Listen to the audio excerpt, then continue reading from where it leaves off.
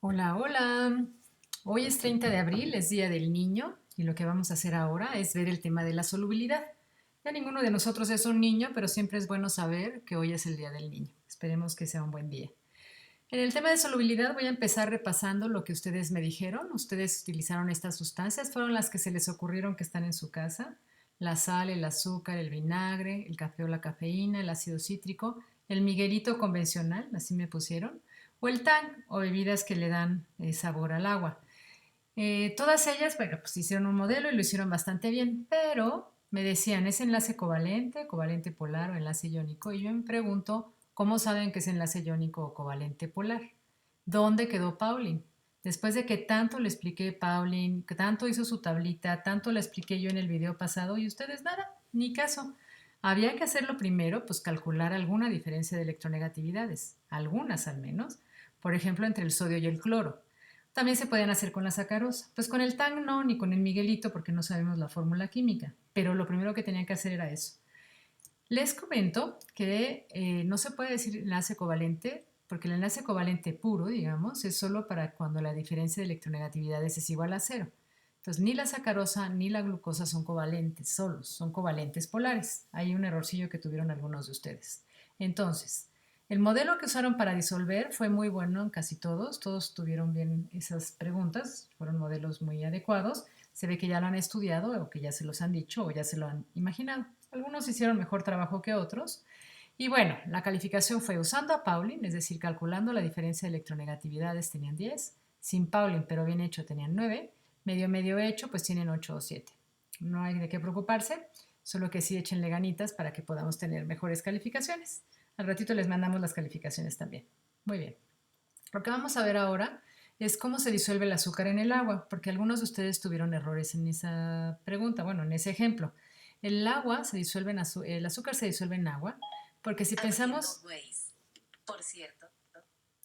pensamos en que tenemos el azúcar y que aquí hay interacciones intermoleculares, lo que va a hacer el agua es que va a rodear a las moléculas de azúcar, como ustedes bien lo pusieron, y las interacciones entre el agua y el azúcar, entre que también son intermoleculares, van a hacer que éstas se debiliten.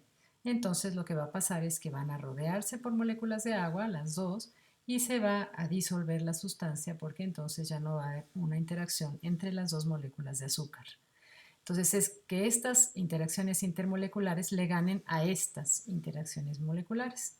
No se descompone el azúcar sigue siendo azúcar, la molécula sigue estando igual. No se rompen enlaces ni se forman enlaces, solo hay interacciones del agua alrededor de la molécula de azúcar. Entonces lo que decimos es que esto es el fenómeno de disolución. ¿Por qué sé que no se rompe la molécula de azúcar? Porque cuando se va por el agua, el azúcar me queda igualita y la puedo volver a utilizar. Ustedes lo han hecho muchas veces. Entonces ese es un ejemplo que tenían ahí medio complicado que a lo mejor les va a servir para el ejercicio de hoy. Muy bien. Vamos a ver lo que es el momento dipolar. Vamos a utilizar la molécula de CO que vimos la clase pasada.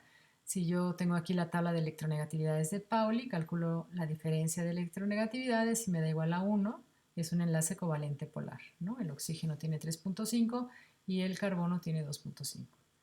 Yo pinto el momento dipolar como un vector que siempre va desde la parte positiva hacia la parte negativa. Es un vector.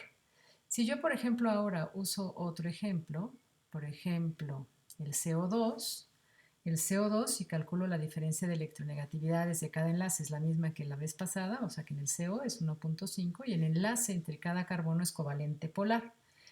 Si pinto los vectores, los tengo que pintar hacia la parte negativa, son exactamente iguales pero en direcciones contrarias.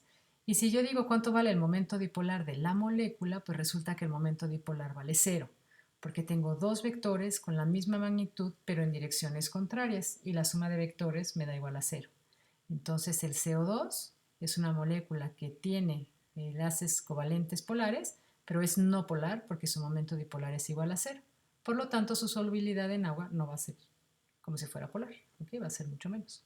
Muy bien, ese es para decir que sí es un covalente polar, pero no siempre todo lo que tiene un enlace covalente polar es una molécula polar. Esta es no polar. Muy bien.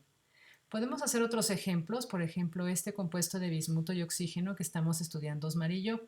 Osmari hace el experimento y las hace unas películas delgadas muy bonitas y yo hago los cálculos. Los morados son bismutos, los rojos son oxígenos. Y si yo calculo la diferencia de electronegatividades, me da igual a 1.6, porque el oxígeno es 3.5 y el bismuto es 1.9. Los enlaces son covalentes polares. Yo puedo dibujar en cada uno de estos un momento dipolar. Y yo sé que la suma de los momentos dipolares va a ser distinta de cero, va a ser mayor que cero. ¿Por qué? Porque no es totalmente simétrica y los momentos dipolares, los vectores, no van en direcciones contrarias. Entonces, esta es una molécula polar que también tiene momentos dipolares distintos de cero y tiene enlaces covalentes polares. Aquí está el resumen de ella. Entonces tengo el vectorcito de los enlaces de los momentos dipolares, todos los enlaces son covalentes polares, el momento dipolar es diferente de cero y la molécula es polar, por lo tanto uno pensaría que puede rodearse de moléculas de agua y solubilizarse. Sin embargo, eso no pasa. La molécula esta no es soluble en agua, o la estructura esta no es soluble en agua. Y no solo esta, sino también, por ejemplo, los dientes y los huesos que están hechos de hidroxiapatita, que es un compuesto iónico, pues tampoco son solubles en agua, como a todo mundo nos consta. Entonces, ¿qué es lo que pasa? ¿Por qué les digo esto? Porque en sus ejercicios, y seguramente se los han dicho a lo largo de la vida, les han dicho polar disuelve polar. Y los compuestos iónicos son solubles en agua.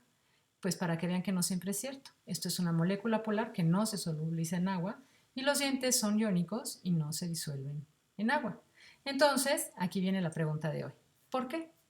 En el ejercicio que se va a llamar apellido Cordose, pues tienen que hacer un modelo que me explique por qué, si son polares o iónicos, no se disuelven en agua, que es un disolvente polar. Para darles un tip y que sepan por dónde va la cosita, piensen en redes de pescar. Traten de romper una red de pescar y traten de romper un hilo, que es más fácil, que es más difícil. Por ahí va la respuesta, ¿ok?